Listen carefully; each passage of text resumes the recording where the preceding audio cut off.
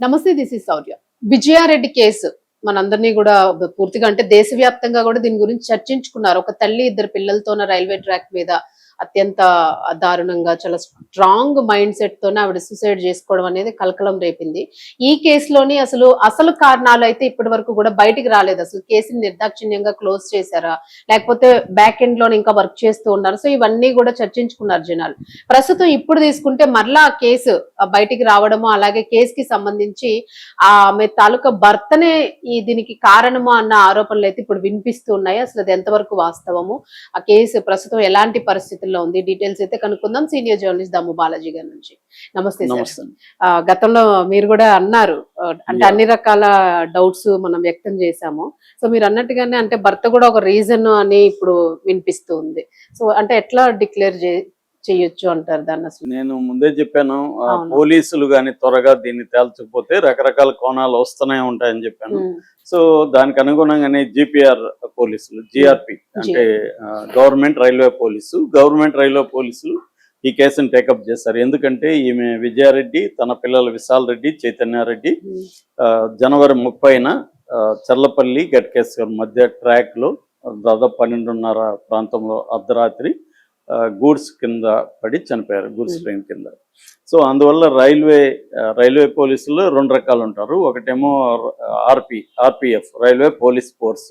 వాళ్ళు ఏంటంటే ట్రైన్లలో కానీ ట్రైన్ చుట్టుపక్కల కానీ జరిగే ట్రైన్ ఆస్తులకు సంబంధించిన రక్షణకు ఉంటారు. అది కాకుండా గవర్నమెంట్ రైల్వే పోలీస్ అని ఉంటారు. అంటే రైల్వే పరిధిలో ఎన్ని క్రైమ్ జరిగితే వాళ్ళు చూస్తారనమాట.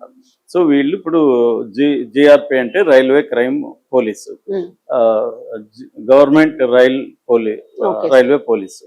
సో వీళ్ళు ఇప్పుడు ఈ కేసు టేకప్ చేశారు. కానీ జనవరి 30 జరిగింది, అంటే ఫిబ్రవరి, మార్చి అయిపోయింది, ఏప్రిల్ అంటే దాదాపు 2.5 నెల అయినా కూడా ఇప్పటి వరకు వాళ్ళు ప్రెస్ మీట్ పెట్టి అసలు ఈ కేసులో ఏం జరిగింది, ఇప్పటి వరకు ఉన్న ఇన్వెస్టిగేషన్ లో ఏం తేలాయి, అట్లాగే ఫోరెన్సిక్ లో ఏమేమి ఫోరెన్సిక్ పంపించారు, ఇవేవి చెప్పలేదు. చెప్పకుండా లీకేజ్ ఇస్తున్నారు అంత తప్ప ఈ మధ్య అయితే అందుబాటులోకి కూడా రావట్లేదు అని చెప్తున్నారు. సో దానివల్ల ఏమవుతుందంటే రకరకాల కథనాలు వచ్చి ఇప్పుడు కొత్తగా ఏమైంది, భర్త బయటకు వచ్చి ఆమె నేను ఇప్పుడు 25 రోజుల వరకు నేను పట్టించుకోలేదు, పెయిన్ లో ఉండిపోయినాను. 25 రోజుల తర్వాత నాకు వాళ్ళ అమ్మ మీద మిగతా కొన్ని విషయాలు జరిగాయి మాకు వాళ్ళకి మధ్య. దానివల్ల నాకు నేను వెనక్కి వెళ్ళి నేను ఇన్వెస్టిగేట్ చేయడం మొదలు పెట్టాను. ఈ మొదలు పెట్టినా నాకు అర్థమైంది ఏమంటే, వాళ్ళ తల్లి పుష్పవతి అంటే విజయారెడ్డి తల్లి పుష్పవతి, అన్న చిరంజీవి, వాళ్ళ భార్య మనీష, వీళ్ళ ఒత్తిడి వల్లనే ఆమె చనిపోయింది. వీళ్ళు ఎందుకు ఒత్తిడి చేశారంటే ఆస్తి కోసం చేశారు. సో ఆల్రెడీ ఇంట్లో ఉన్న 1,40,00,000 నగదు, తర్వాత 2 కోట్ల విలువ చేసి గోల్డ్, అంటే 3,40,00,000 టోటల్ వాల్యూ, ఇది వాళ్ళు తీసేసుకున్నారు. నన్ను కూడా ప్రెజర్ చేస్తున్నారు, 70 లక్షలు ఇవ్వాలి, నువ్వు 70 లక్షలు ఇస్తేనే డాక్యుమెంట్లు నీకు ఇస్తామని కూడా ప్రెజర్ చేస్తున్నారు.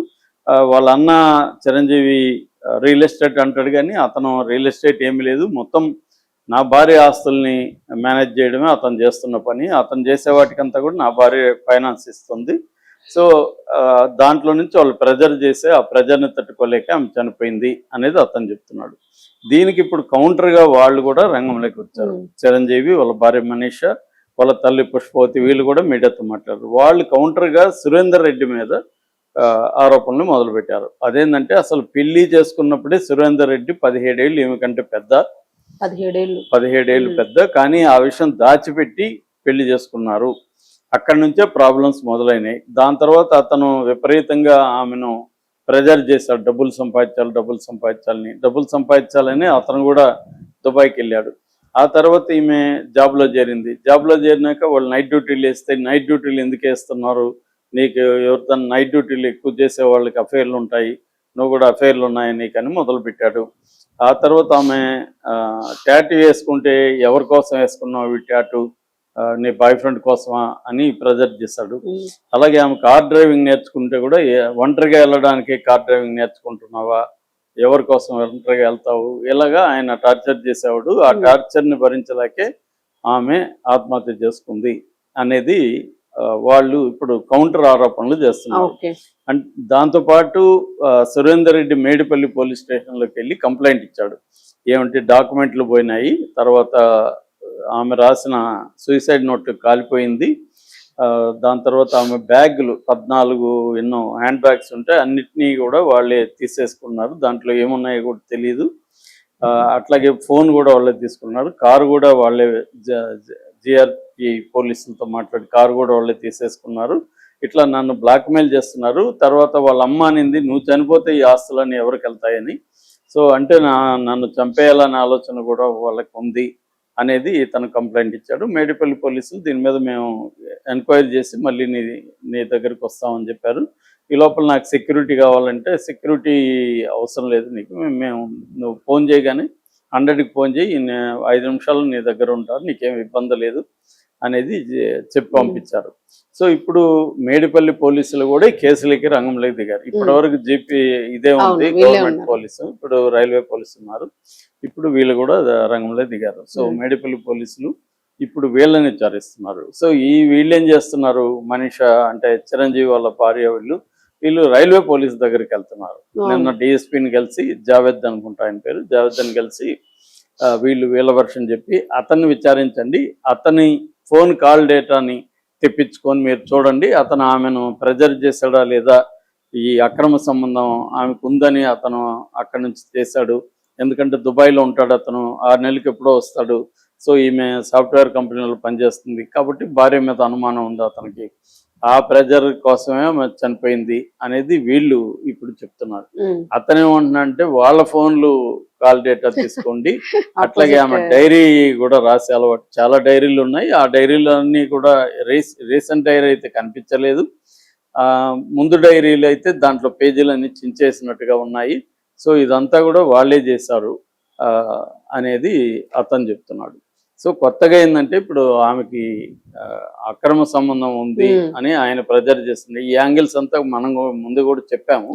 ఇప్పుడు అది వాళ్ళు దీన్ని ఆరోపిస్తున్నారు. అంటే మేబీ ఇప్పుడు కూతురు చనిపోయింది, ఇంకా పిల్లలు కూడా లేరు కాబట్టి వీళ్ళకి ఒక కనెక్షన్ అనేది పోయింది.